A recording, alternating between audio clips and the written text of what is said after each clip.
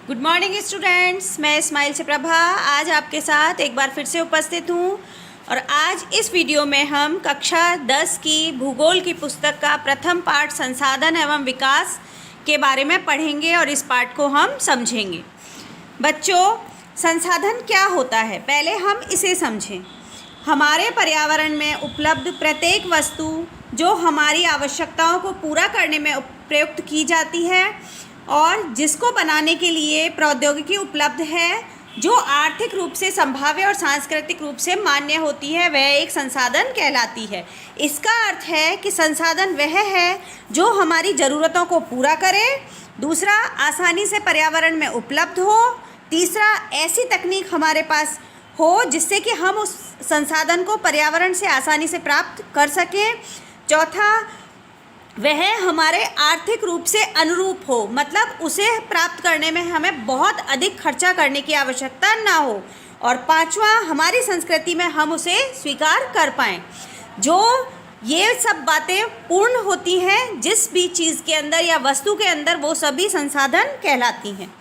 इसके बाद आप देखिए, यहाँ आपको ये चित्र दिखाई दे रहा है। इसमें बीच में, इस ट्रायंगल के बीच में मानव है।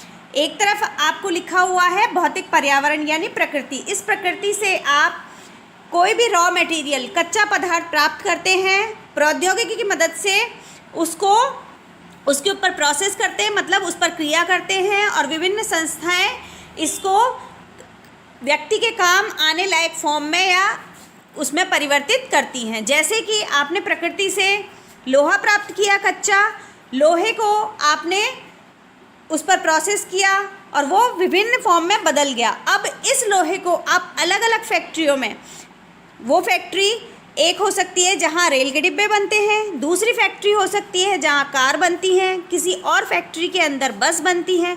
इस प्रकार जो संस्थाएं हैं वो अलग अलग हो जाएंगी। तो आपने देखा यहाँ पर कि मानव जो होता है वो प्रकृति से कुछ लेता है, उस पर क्रिया करता है और उसको विभिन्न संस्थाओं के माध्यम से अपने लिए उपयोगी चीज़ या वस्तु या सामान बनाता है। इस प्रकार जो हमें प्राप्त होता है वो संसाधन कहलाता है। इस प्रकार हमारे पर्यावरण में उपलब्ध वस्तुओं की रूपांतरण प्रक्रिया प्रकृति, प्रौद्योगिकी और संस्थाओं के पारस्परिक क्रियात्मक संबंध में निहित है। मानव प्रौद्योगिकी द्वारा प्रकृति के साथ क्रिया करते हैं और अपने आर्थिक विकास की गति को तेज करने के लिए संस्थाओं का निर्माण करते हैं। तो इस प्रकार आप समझ चुके होंगे कि संसाधन क्या होते हैं।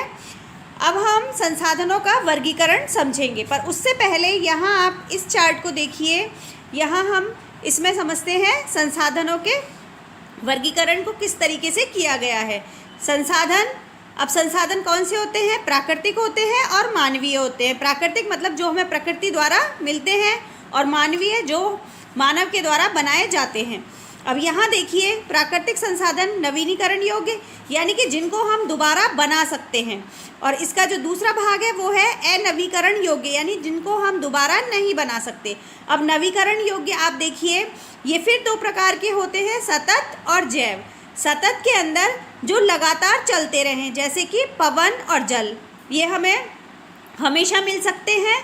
सौर ऊर्जा ये हमें हमेशा मिल सकती है, तो ये आते हैं सतत के अंदर। और दूसरा है जैव। जैव का फिर दो भागों में विभाजित किया गया है। प्राकृतिक वनस्पति यानी कि जो पेड़ पौधे वन होते हैं वो इसमें आएंगे, और इसका जो दूसरा भाग है वन्य जीव, जो कि वन के अंदर जो जीव पाए जाएंगे वन्य जीव, वो इसका दूसरा भाग बनाएंगे। इसी प्रकार अनवीकरण योग्य के अंदर आप देखिए, जिन्हें आप दोबारा नहीं बना सकते, ये पुनः फिर दो प्रकार के होते हैं। एक तो पुनः चक्रीय, जैसे कि धातु, यानी कि बहुत सालों के अंतराल के बाद ये पुनः बनेंगे। जो धातु होती हैं वो इसी के अंतर्गत आती हैं। और दूसरा है अचक्रीय, यानी कि जो कभी भी दोबारा नहीं बन सकते, जैसे कि जीवाश्म ईंधन। एक बार जब जीवाश्म ईंधन उपयोग ले लिया जाता है तो वो दोबारा थोड़ी बनता है, तो ये है जीवाश्म ईंधन। इसके बाद जो संसाधनों का दूसरा प्रकार है वो है मानवीय, यानी कि मानव के द्वारा बनाए हुए या प्राप्त किए हुए। इसके अंदर फिर इन्हें दो भागों में बांटा गया है, संरचनाएं एवं संस्थाएं, जो कि हम फैक्ट्रियां और स्थापित करते हैं अपनी आवश्यकताओं की पूर्ति के लिए, और दूसरा इसका है मात्रा एवं गुणवत्ता, यानी कि उन फैक्ट्रियों के अंदर हमें क्या बनाना है, किस प्रकार का बनाना है। तो ये इस प्रकार संसाधनों का वर्गीकरण हमने मोटे तौर पर देखा। अब हम संसाधनों के वर्गीकरण को विस्तृत रूप से जानेंगे। यहाँ देखिए संसाधनों के प्रकार। उत्पत्ति के आधार पर हम इनका पहला वर्गीकरण करेंगे, और जो उत्पत्ति के आधार पर इनका वर्गीकरण है वो है इसमें पहला प्रकार जैव संसाधन।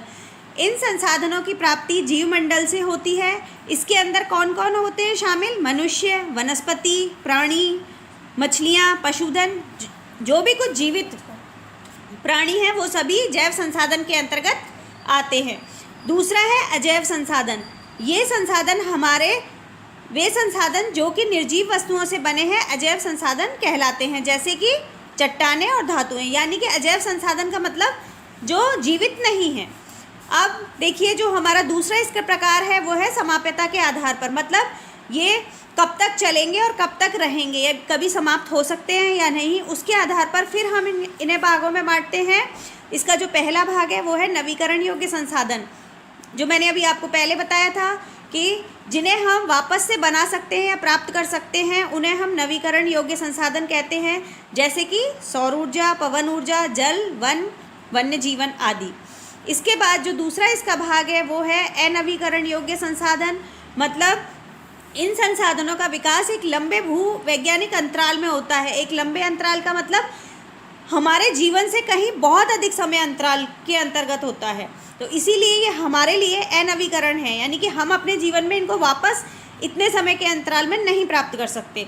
इसके जो उदाहरण हैं वो है जीवाश्म ईंधन, खनिज जैसे कि पेट्रोल, डीजल, कोयला, ये सभी जो होते हैं ये अनवीकरण योग्य संसाधन होते हैं।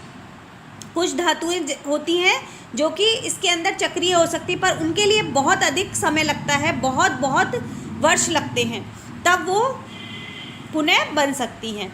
अब है स्वामित्व के आधार पर। जो इसका तीसरा वर्गीकरण का आधार है वो है स्वामित्व, यानी कि इनके ऊपर स्वामित्व किसका है, मतलब हक किसका है। तो पहला है इसके अंदर व्यक्तिगत संसाधन, यानी कि ऐसे संसाधन जो कि किसी विशेष व्यक्ति के होते हैं, जैसे कि हमारे पास अपना मकान है तो ये हमारा खुद का संसाधन हुआ। इसी प्रकार खेत हैं, कुआं है, ये सभी हमारे लिए हमारे व्यक्तिगत संसाधन कहलाते हैं। इसके अलावा जो दूसरा इसका प्रकार है वो है सामुदायिक स्वामित्व वाले संसाधन। ये संसाधन समुदाय के सदस्यों के लिए उपलब्ध होते हैं, जैसे कि गाँव की शामिलात भूमि, जैसे कि चारण भूमि, जहाँ जो गांव के परिवारों के जो मवेशी या जानवर होते हैं वो चरने का काम होता है उनका, वो चारण भूमि कहलाती है। इसी प्रकार शमशान भूमि, तालाब इत्यादि पूरे गांव के होते हैं। तो इस प्रकार की जो संसाधन होते हैं वो सामुदायिक स्वामित्व के संसाधन कहलाते हैं। और शहरों में देखा जाए तो सार्वजनिक पार्क हुए जिनमें बच्चे खेलते हैं, वो सभी के लिए प्रयोग आते हैं। पिकनिक स्थल हुए, खेल के मैदान हुए, और वहाँ रहने वाले सभी लोगों के लिए ये उपलब्ध होते हैं। इसके बाद जो इसका तीसरा प्रकार है स्वामित्व के आधार पर वो है राष्ट्रीय संसाधन, यानी कि तकनीकी तौर पर देश में पाए जाने वाले संसाधन राष्ट्रीय कहलाते हैं। देश की सरकार को यह अधिकार होता है कि वह व्यक्तिगत संसाधनों को भी आम जनता के हित में ले सकती है। कई बार आपने देखा होगा किसी गांव से कोई राष्ट्रीय हाईवे निकलता है तो वहाँ के जो आसपास के खेतों की ज़मीन जो सरकार द्वारा ली जाती है, फिर उन्हें उसका मुआवजा दिया जाता है। तो सरकार अपनी आवश्यकता के अनुरूप व्यक्तिगत जो संसाधन होते हैं उन्हें लेकर उन्हें उसके बदले में कुछ पैसा या मुआवजा देकर के सरकार अपने कब्जे में वो चीज़ ले सकती है। जैसे कि खनिज पदार्थ होते हैं, ये राष्ट्रीय संसाधन होते हैं। जल संसाधन हुए, नदियाँ हुई, पर्वत हुए, ये सभी क्या होते हैं? राष्ट्रीय संसाधन होते हैं। बच्चों, आपको ये भी जानना ज़रूरी है कि हमारे देश की सीमा का जहाँ अंत होता है वहाँ से 22.2 किलोमीटर तक की दूरी तक की जो महासागरीय क्षेत्र होता है उसके अंदर पाए जाने वाले जो भी संसाधन होते हैं वो उस देश के या हमारे देश के कहलाते हैं। इसके बाद जो चौथा प्रकार है वो है अंतर्राष्ट्रीय संसाधन, यानी कि कुछ अंतर्राष्ट्रीय संस्थाएं संसाधनों पर नियंत्रण करती हैं। उनको प्रत्येक देश अपनी इच्छा के अनुसार काम में नहीं ले सकता। जो समुद्री रेखा होती है उससे 200 समुद्री मील की दूरी जो होती है वह अपवर्जक आर्थिक क्षेत्र कहलाती है। यानी कि इस क्षेत्र में किसी भी देश का, महासागरीय संसाधनों में जो इस क्षेत्र के होते हैं, उन पर किसी भी देश का अधिकार नहीं होता। इन संसाधनों को अंतर्राष्ट्रीय संस्थाओं की सहमति के बिना उपयोग नहीं किया जा सकता। पर बच्चों, आपको ये जान करके अच्छा लगेगा कि भारत के पास अपवर्जक आर्थिक क्षेत्र से दूर हिंद महासागर की तलहटी में भी मैंगनीज का खनन करने का अधिकार प्राप्त है। इसके बाद विकास के स्तर के आधार पर हम देखें संसाधनों के प्रकार, तो पहला जो इसमें है वो है संभावी संसाधन। यानी कि ये वे संसाधन होते हैं जो किसी प्रदेश में विद्यमान होते हैं परंतु इनका उपयोग नहीं किया गया है। जैसे कि हमारे राजस्थान में आप देखेंगे तो सूर्य की रोशनी वर्ष के अधिकतम समय तक हमें प्राप्त होती है, तो इसके आधार पर हम यहाँ सौर ऊर्जा के लिए बहुत अच्छा प्रयास कर सकते हैं। परंतु अभी इस दिशा में बहुत अधिक जो विकास है वो नहीं हो पाया है। तो इस प्रकार के जो संसाधन हुए वो संभावी संसाधन कहलाते हैं। इसके बाद जो दूसरा संसाधनों का प्रकार है वो है विकसित संसाधन। वे संसाधन जिनका सर्वेक्षण तो किया जा चुका है और उनके उपयोग की गुणवत्ता और मात्रा भी निर्धारित की जा चुकी है, परंतु विकसित संसाधन कहलाते हैं। इन संसाधनों का विकास प्रौद्योगिकी और उनकी संभावना के स्तर पर निर्भर करता है। यानी कि अगर हमने उनको प्राप्त करने के लिए तकनीक विकसित कर ली तो हम उन्हें अपने अनुरूप, आवश्यकता के अनुरूप प्राप्त कर सकते हैं, और अगर हमने तकनीक विकसित नहीं की तो हम उन्हें प्राप्त नहीं कर पाएंगे। इसी के बाद जो अगला प्रकार है इसमें वो है भंडार। पर्यावरण में उपलब्ध वे पदार्थ जो मानव की आवश्यकताओं की पूर्ति कर सकते हैं परंतु उपयुक्त प्रौद्योगिकी के अभाव में उनकी पहुंच से बाहर है। मतलब हमारे लिए उपयोगी तो हो सकते हैं पर हमारे पास प्रौद्योगिकी या तकनीकी ऐसी नहीं है कि उन्हें हम प्राप्त कर सकें। ये सब जो कहलाते हैं ये भंडार में शामिल होते हैं। जैसे कि हमें पता है कि जल दो गैस हाइड्रोजन और ऑक्सीजन से मिलकर के बनता है और हाइड्रोजन ऊर्जा का मुख्य स्रोत होता है। पर अभी हाइड्रोजन से ऊर्जा प्राप्त करने की जो तकनीक है उस पर हमारे देश में बहुत अधिक विकास नहीं हुआ है उस तकनीक का, तो ये हमारे लिए ज़्यादा उपयोगी नहीं साबित हो रहा है। इसके बाद जो इसका अगला प्रकार है वो है संचित कोष। यह संसाधन भंडार का ही हिस्सा है जिन्हें उपलब्ध तकनीकी ज्ञान की सहायता से प्रयोग में लाया जा सकता है, परंतु इनका उपयोग अभी आरंभ नहीं हुआ है। इनका उपयोग भविष्य में आवश्यकता पूर्ति के लिए किया जा सकता है। यानी कि हमारी जो आने वाली पीढ़ियां होंगी वो इनका उपयोग करेंगी, इसलिए हमने इनको एक संचित कोष के रूप में रख दिया है। जैसे नदियों के जल को विद्युत पैदा करने में प्रयुक्त किया जा सकता है, परंतु वर्तमान समय में इनका उपयोग सीमित पैमाने पर ही हो रहा है। इस प्रकार बांधों में जल, वन आदि संचित कोष हैं, इनका उपयोग भविष्य में किया जा सकता है। तो बच्चों, आज की इस वीडियो में आपने संसाधन किसे कहते हैं ये जाना, संसाधनों का वर्गीकरण जाना और संसाधन को हम किस प्रकार वर्गीकृत कर सकते हैं कि किस आधार पर वर्गीकृत कर सकते हैं, आपने ये जाना। तो इस वीडियो को आप देखें, समझें और अपने अनुभव मुझे बताएं। Thank you.